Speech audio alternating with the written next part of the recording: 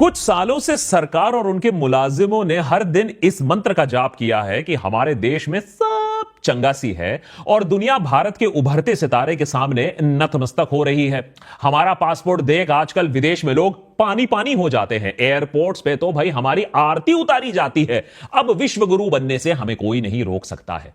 लेकिन ये सारी बातें धीरे धीरे एक जुमला ही निकल रही हैं और 2025 शायद वो साल होगा जब आपसे बोले गए कई सारे झूठ का पर्दाफाश होगा। देश की आर्थिक अवस्था अब लोगों के सामने धीरे धीरे आ रही है। रुपया नेता गण के कैरेक्टर की तरह रोज फिसल रहा है। इन्फ्लेशन झूठे वायदों की स्पीड से भी आगे बढ़ चुका है। जीडीपी की हालत आपके बटुए की तरह ही टाइट हो चुकी है। ये सारे जो कड़वे सच हैं, इनको छुपाने की कोशिश लंबे टाइम से चल रही थी ताकि जनता भ्रम में रहे, सवाल ना पूछे। लेकिन अब झूठ इतना बड़ा हो चुका है कि हर कोशिश फेल हो रही है।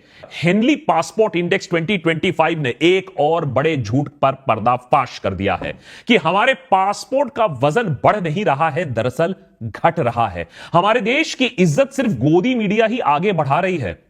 सच कुछ और ही है। 2025 के हेनली पासपोर्ट इंडेक्स के मुताबिक इंडिया इस साल 5 रैंक फिसलकर 85th पायदान पर आकर रुका है।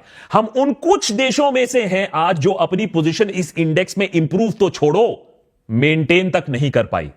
2006 में हमारी रैंकिंग 71st पायदान पर हुआ करती थी। उस समय हमारी आर्थिक अवस्था भी सुधर रही थी, लोग देश में इन्वेस्ट कर रहे थे, इंडिया के प्रोस्पेक्ट्स ब्राइट लग रहे थे। 2013 आते आते 74th पायदान तक हम आ गए, लेकिन फिर 2015 से लेकर 2021 में गिरते ही रहे, 90 पायदान तक फिसल गए। फिर कोविड के बाद धीरे धीरे सुधार आने की कोशिश हुई, 80th पोजीशन पर आ गए। लेकिन अब 2025 में फिर से 5 पोजीशन डाउन 85th पर आ गए हैं।